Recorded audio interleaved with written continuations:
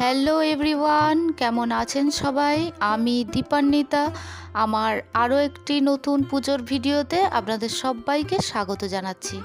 আশা করছি আমার এই ভিডিওটি আপনারা যে যেখান থেকে দেখছেন সকলেই ভালো আছেন। আমরাও সকলে খুব ভালো আছি। আজ হলো বৃহস্পতিবার। তো বৃহস্পতিবারে আপনারা সকলেই জানেন আমি আগের দিন লক্ষ্মীর ঘট তুলে রাখি, আর সেই ঘট সমস্ত কিছু ঘটই আমি মেজে ধুয়ে পরিষ্কার করে নিয়েছি। আর আজকে এই সিঁদুরের যে কাঠিটায় আমি সিঁদুর দিই, তো তুলো দেয়া থাকে, তো সেই তুলোটা এমনইভাবে ঘেটে গেছে, তো মাকে সিঁদুর পরাতে গেলে, মানে লক্ষ্মী মাকে সিঁদুর পরাতে গেলে বা ঘটে স্বস্তিক চিহ্ন আঁকতে গেলে এত ঘেঁটে যায়, তো তাই আজকে নতুন করে নিয়ে নিলাম। তো আমার কিনে আনাই ছিল, তো আমি একটা নতুন নিয়ে নিলাম আজকে। আর সমস্ত কিছু এই যে বাসনপত্র আমি মেজে ধুয়ে এনেছি। জানেন, আজকে আমি ওই যে প্রদীপটা জ্বালাই, আপনারা দেখেছেন ছোট প্রদীপটা, তো ওর যেখানে আমি সলতেটা আটকাই সেইটা খুঁজে পাচ্ছি না, চারিদিকে খুঁজতে থাকছি, তো খুঁজে আর পাচ্ছি না। তো এইটাই খুঁজছিলাম, জানেন তো, আপনাদের দেখিয়ে দিলাম। তো আমি ভিডিওটা কেটে দিলাম, এত মানে চারিদিকে দেখছি, ভাবছি ফেলে দিলাম, যদি ফেলে দিই তাহলে তো মানে বাসন মাজতে মাজতে কলতলায় পড়ে গেলে তো ড্রেন থেকে বেরিয়ে যাবে, তখন তো আমি বুঝতেই পারবো না যে কোথায় চলে গেল। তো খুঁজতেই থাকছি, দেখতেই পাচ্ছি না। তারপরে দেখলাম ঘটির মধ্যে ওটা ছিল। মেজে ধুয়ে রাখার সময় আমি সবসময় লক্ষ্য করি ওই জিনিসটা যেন হারিয়ে না যায়। আর আমার এই প্রদীপটা এত পছন্দের, কারণ যখন আমি এই প্রদীপটা জ্বালাই, জানেন, একটুও তেল নষ্ট হয় না। এটাই আমার ভালো লাগে। তেল দিলে অনেক সময় অনেক প্রদীপ থেকে গড়িয়ে যায়, সেটা নষ্ট হয় না। তো তাই আমার এই প্রদীপটা ভীষণ ভালো লাগে। আর অনেকক্ষণ ধরে জ্বলে। বেশ খানিকটা আমি যদি তেল দিয়ে দিই, মানে যতক্ষণ, মানে পুজো করার পরে কতক্ষণ যে জ্বলে আপনাদের বলে বোঝাতে পারবো না। তো তাই প্রদীপটা আমার ভীষণ পছন্দের। তো তাই ওইটা হারিয়ে গেলে আমার মনটা ভীষণ খারাপ হতো। তো যাই হোক, প্রদীপে তেল দিয়ে দিলাম এবং সলতেটাও পরিয়ে নিলাম। আর এদিকে আমি ধূপ বাতি সমস্ত কিছু রেডি করে নিয়ে এবার ঘটের মধ্যে আমি স্বস্তিক চিহ্ন এঁকে দেবো। তার আগে আমি যে থালাতে আমার সরস্বতী মায়ের ঘটটা বসাবো, তো সেই থালাতে আমি 5টা সিঁদুরের ফোঁটা দিয়ে নিলাম আর স্বস্তিক চিহ্ন এঁকে নিচ্ছি।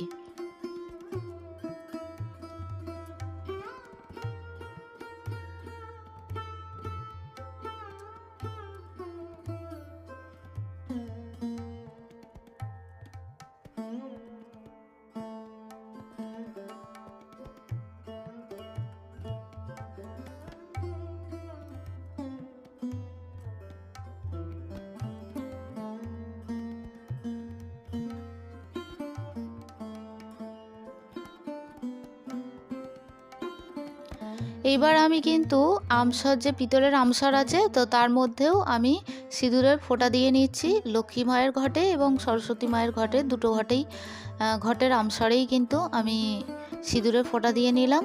আর ডাবের মধ্যেও আমি সিঁদুরের ফোঁটা দিয়ে নিচ্ছি।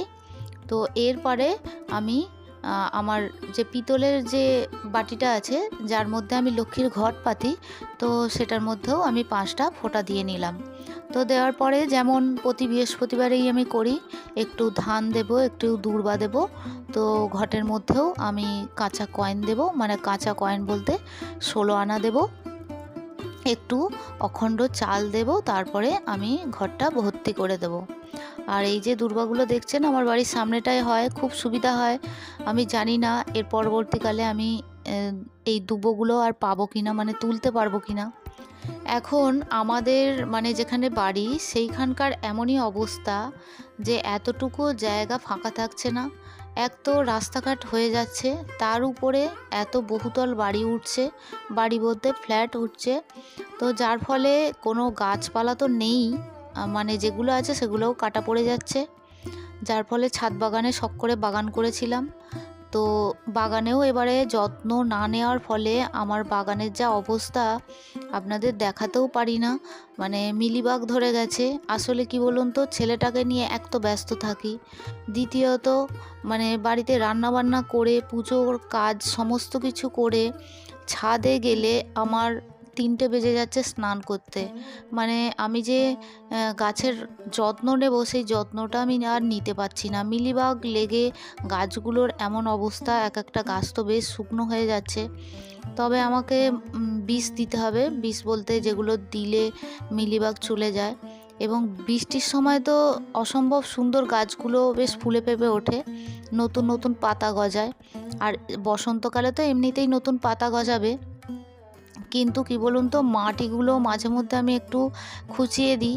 মানে খুঁচিয়ে দিলে কি হয়, ভিতরে জলটা বেশ ভালো যায়। মানে মগে করে যখন জল দিই, সুন্দর গাছের গোড়ায় জল থাকে। ইদানিং করে দেখছি যে গাছের গোড়া এতটাই এঁটে গেছে।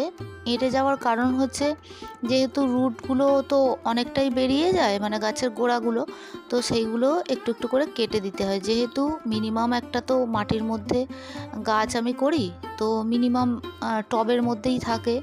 তো সেই জন্য একটু মাঝে মধ্যে খুঁচিয়ে দিলে কি হয়, মাটিটা একটু আলগা হলে ভালো হয়। আর আমার নিচে যে গাছটা আছে, ওই পিঙ্ক কালারের জবাটা দেখছেন, ওটা আমার নিচে আমি একটা গাছ বসিয়েছি, নিচে বলতে মাটিতে। তো সেই গাছটাতে আমার অসম্ভব ফুল ফুটছে। যেহেতু গরমের ওয়েদার একটু একটু করে পড়ছে, তো ফুল ফুটছে, বেশ ভালোই লাগছে। আর ছাদ বাগানে ফুল সেইভাবে ফুটছে না, গরমের ওয়েদার পড়ে গেছে। শুধু নীলকণ্ঠ ফুল আর কিছু জবা মাঝে মধ্যে ফুটছে। আর যেহেতু মিলিবাগ লেগে গেছে, যার ফলে কি হয়েছে, মিলিবাগ লাগার পরে গাছগুলো একটু শুকনো শুকনো মতো হয়ে যাচ্ছে। আর মিলিবাগ লাগলে এমনই একটা বাজে এই পোকা, গাছকে পুরো শেষ করে দেয়। তো আমার এই গাফিলতিতে হয়েছে, আর কি বলবো, আমিও সময় করে উঠতে পারছি না। আর ছাদ বাগানে এত গাছ হয়ে গেছে আমার, মানে একটা একটা গাছ থেকে তো অনেক গাছ হয়ে গেছে, ফলে তার যত্ন নিতেও তো আমার সময় লাগে। মানে ছাদ বাগানে গেলে আমার নিচে আসতে অনেকটাই সময় লাগে। তো তারপরে আর সেইভাবে সময় করে উঠতে পারি না। তো একা হাতে যতটুকু পারি সেইভাবে করার চেষ্টা করেছিলাম। তো এবারে ভাবছি আমাকে একদিন, মানে একটা গোটা দিন আমাকে সময় নিতে হবে। তো নিয়ে গাছগুলোর যত্ন নিতে হবে। আর একলা হাতে তো হয় না, বাবু থাকলে একটু হাতে হাতে কাজ করে দেয়, ও পড়তে যায়, আর সেইভাবে ডাকতে পারি না। এবার বারবার উঠে, মানে ওঠানামা করতে আমার ভীষণ কষ্ট হয়। সিঁড়ি দিয়ে নিচে এসে হয়তো কিছুটা নিচে কাটারি আছে, বা হয়তো যেটা দিয়ে আমি খুঁচিয়ে দিই মাটিটা, সেটা হয়তো নিচে আছে, বা কাটার মেশিনটা, মানে গাছের ডালগুলো যেটা দিয়ে কাটি। তো এই ওঠানামাটা করতে করতে আমার বড্ড কষ্ট হয়।